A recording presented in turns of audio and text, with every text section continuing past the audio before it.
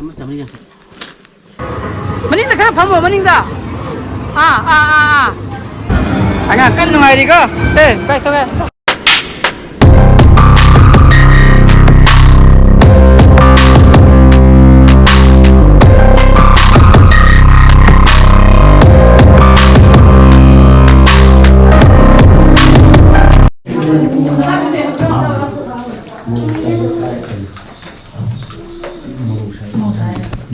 Good morning guys, welcome back to my channel. मैं भी निकल अखोई ड्रेस सिलेक्शन अखोई दी हजिक पलटन दा तो खने बको पलटन प्रसाद ने तेरे तो होटल मयूर दा हाना बुक तो करे बको अदु मोई दी कोनी सोदी कंट्री दी मोदी सितन दे होनी अदुना अखोई फैमिली गे तो खित्रो बको तो खने बको तो होटल में तो ले कोई तो तो ma'am hai tệ này có bọt liver là coi bằng hấp cũng bị vội rồi mà đuôi phụ tiếp có nó đi phụ trái cái gì đấy tôi lý cái tên là cái nó ra chỉ cần năm đi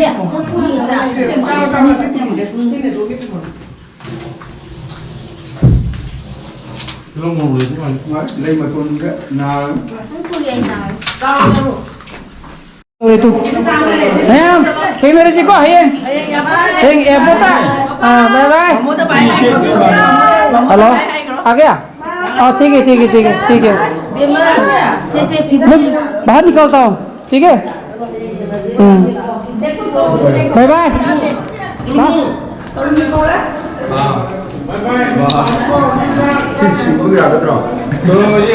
Anh có phóng tin nó chăm cha rồi, ngoài tiền nhỉ?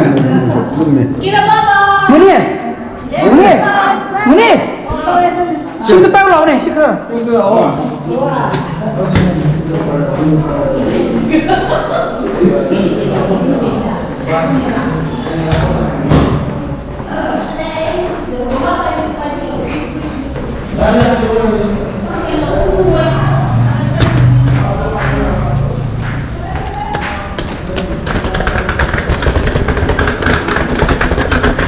Sida leibadi lap hai tare ko paltona dwai GS store adana magai de lere ko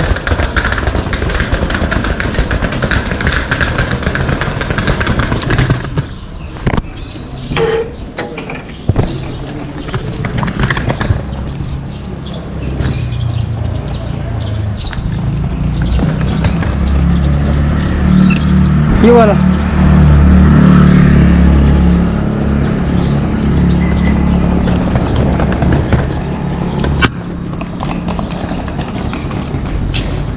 कोई पूछे मत brief case थी ओ यार किधर हूँ लावा यार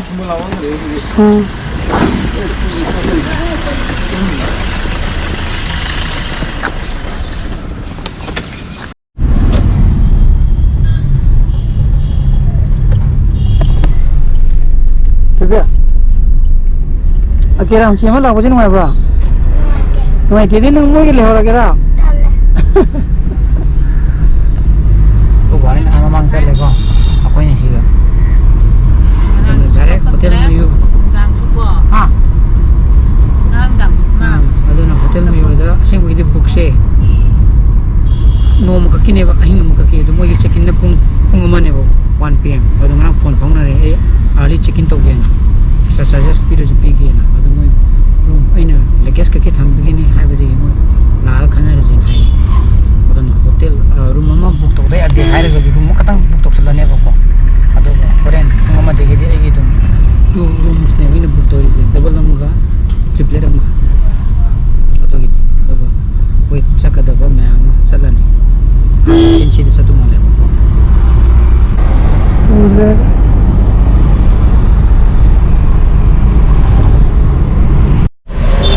sidin ro ge ge adana yêu re ko checking untuk solusi mana bari sana sih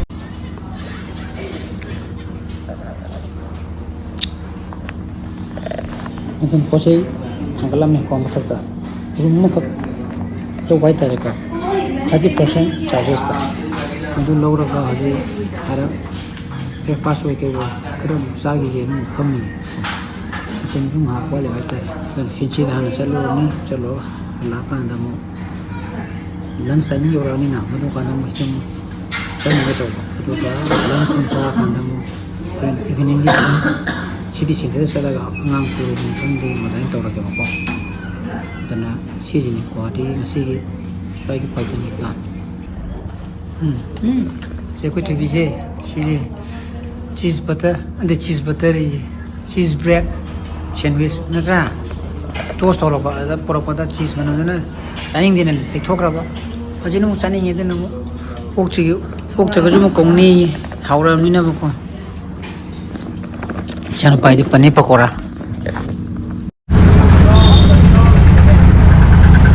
katoda koi mari ko chimi le hu ya tre koi mari finshi mu ta salu ye mo ye ra ma ke degi ke nu ni bi fion lai ni ye adu ngasai je ai ko to taxi de yo sakre ne to wili ko ko au thore ba adu se breakfast ri kan da moi taxi da ba photo ne noi pro se mo je ma le nai na ai ju jing ne mo kai po na du khani ni jing ne kai po na ko ma ne na hai re ju pare ji photo kilo kila ya re ma photo kila ni ko ka na mai bara ni to ke ga ni ko na TV je le ho ya de se le ho ya de ba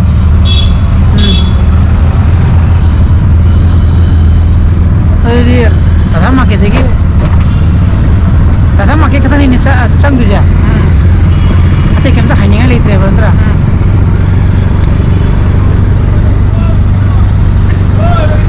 dan ko to ju pung paromang de yo hai gim ne ba si pung tram se mi tra sa lam ne ba ko ai parom tung thak sa ka ni ni hai ba da ma yo na ke na to ba ka hore ai ga phone to na ka receive to ko man to chara sa ko tin bala ko de tang re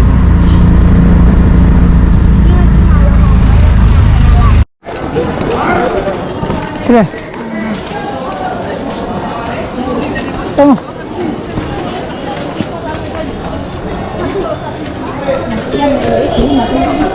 Ratha Bazaar ko. Sijini moi men setting ai di ko sidoina. Oi ni bi moi sal nu ha ga tra phi nu ha ga tra tum yo ga tra ko. Do ni ko. Rati chale di si yo dia de to. Petro ngada ni ngam ji. Mami theo rồi không này. Guwahati chale di si yo dia de to. Ratha Bazaar. Ata se. Tira. Phải ngon mình thì. Cái này ngon không? Tu vem wow, pa ba de ba. Tu vem. Cái này phải lên.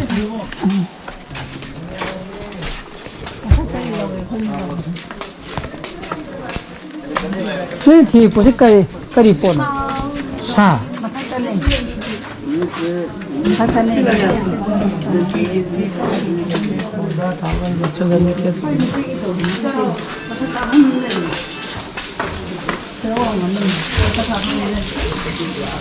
Kau walang ini ada ke mata kabel website kerja ke nomor itu. Oh ini jam taklah ni.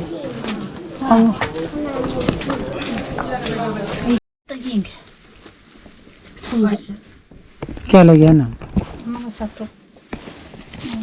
अदुन ममनिना क्या लग ना हबीना लुनी मुकिया कानु लुनी मुकिया Si, ya, white na. Tingnan lo na di late. ना से थाबन लग Late. Ito yung bilog da. से थाबन लग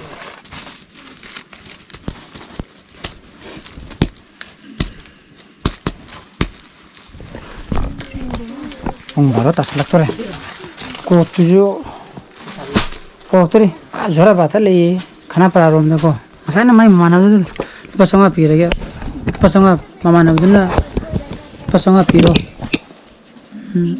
को थिला गे हाबने बेने थिलो हागिम ने अदु मोइनी पाव फाउंड माले भरा मु पियो न म हादिबा हैन सना भरा पी रगे ने हामी थिलो न हारे हागिबा अदना दि थिला गे pung amam changi ni jina pung 12 minute tram to min tranga chale adan ko to ek pro chi thabo to bon se pa yawi turi ko to ri कोट एक लौन देगी सील कांदा तमिंग है चनरबे होटेल चलनी लंच तौरनी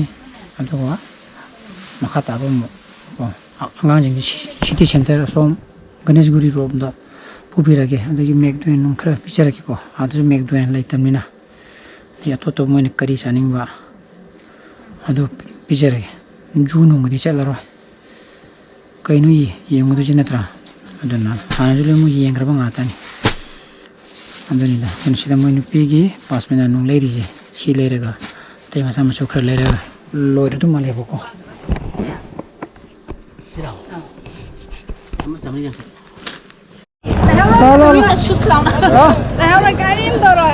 पोट लेबा लोरे खादे मैम की लोरे अगी लेद्री को मरु चलीब अगी लेद्री चनपागी लेद्री थुगी लेद्री खाबा मैम की लेबो खाबा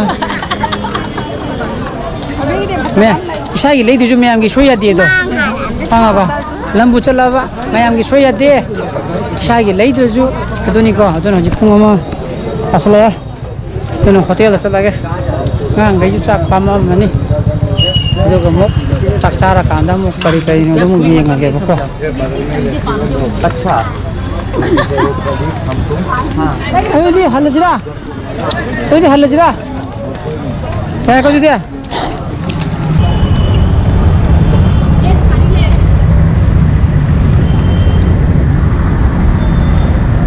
chak sabam chi bada ba khan naam thi bada ba lo panggil lo yang itu panggil ba masih masih kenal ba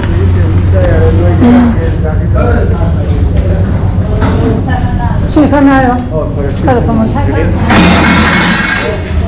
sorry kamu ba नहीं मेरी भावा समझा कोई अनिम भावा के kamu lah saya kamu jera ठीक है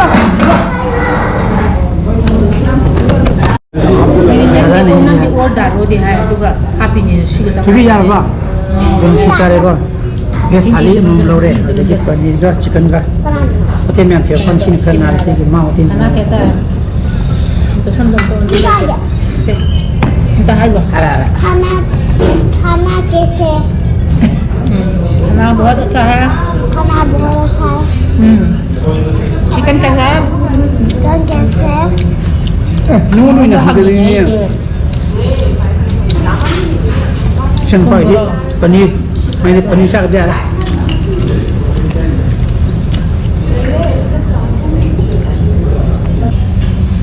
kapsul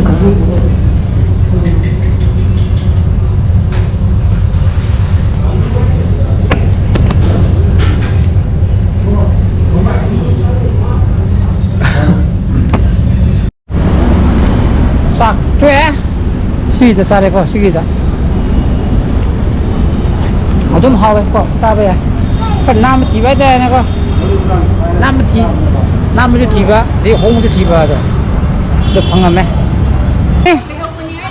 ada nasi tu macam shopping kat tak teruk gigi kok la tahu lagi lau don't worry be happy go inside nah apa mau khandar tu kena sana pasal pinera जुदियो तो मुक चंगे को कोई थुबी सिले रे मैं आम गिले नरी को सुबह नहीं गिले रे बा apa मैं उधर नहीं दे बाजू ले इधर ले रो kamu tu pagi aku yang tanggal besar gitu jual nih itu xem này yêu vui gì cơ tanggal besar nih à itu tuh ya đây à ở đây à bên tra là bao năm qua mới yêu đi ba biết cùng ý tung rồi đâu rồi ba xí cái gì đi tinh xí đi हाँ सुनो दिन से पाँच दबरा हाँ कौन दिया Paling mau kan lagi lagi. नहीं नहीं ना तेरा बा 자기 누구 만나는 거? अति है सीधी पेक तो जीवनी वीडियो गेम तो सीना Mana? Saya hasil lebih.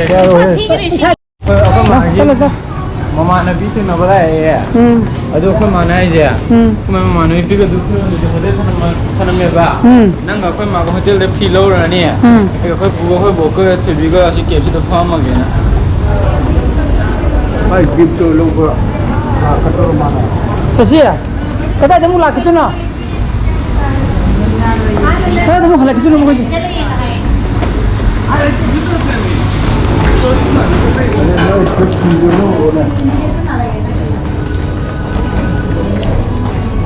पुल तो पुल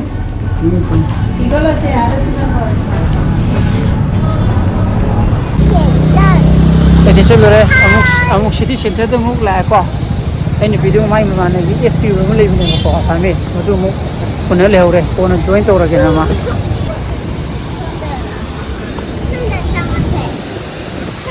Kalau lah, cuma lah. Sama tu je. Sama. Kerja. Aju drama aju. Cakap kalau.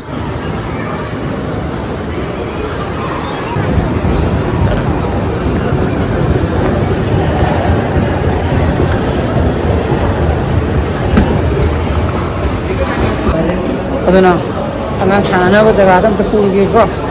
Adune, shiri to puri ji. Mo chana ngene pokon. Ko lagi ne pokon ate. Tahu yang tahu.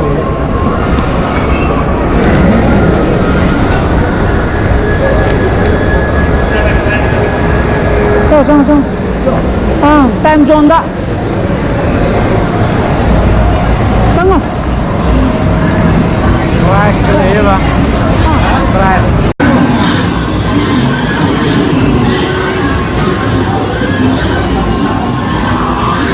Mike, kaos.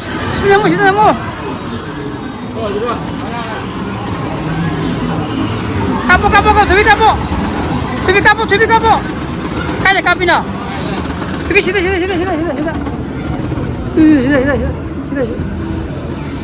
Ada. Sini nemu. Iya nemu. Mitamu.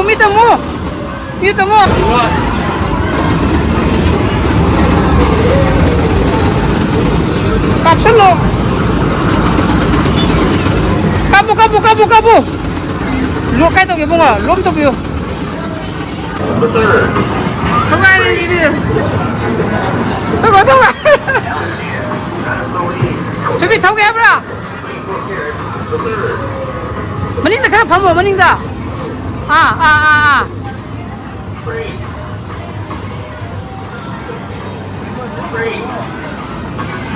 Apa kan? Maju lelah kau.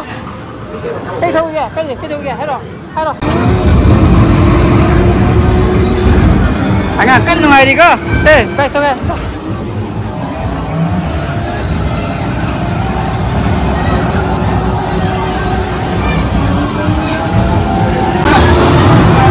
Sini isin kapi ni kau, tahu je. Deh. Aduh na. Saya besar ke magi le Kolkata tu polisi macam mana mungkin na di kaca tu pesisir dia. Apa tu ni? Swap total ada game sana bom. Kan game itu ni, sangat tu nasi jenis swap total ada sana piwani dah. Kapsul.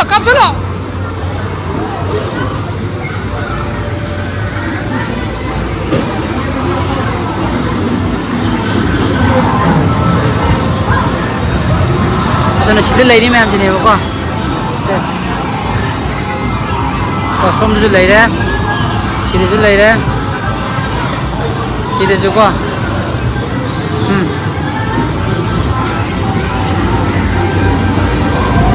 Sini segon je minta kau yar.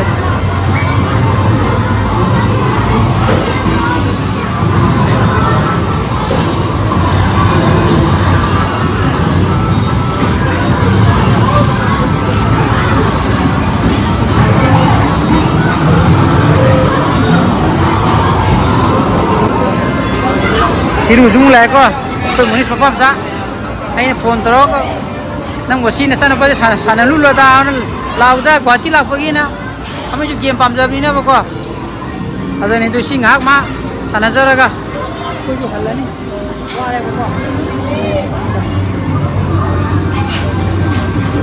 siwe dia anang pil ni na gwati la ba ye ha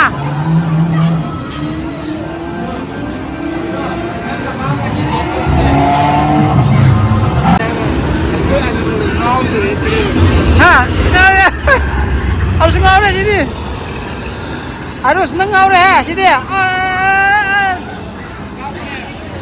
agi sini mah gini bunga sabra kabur deh nih gua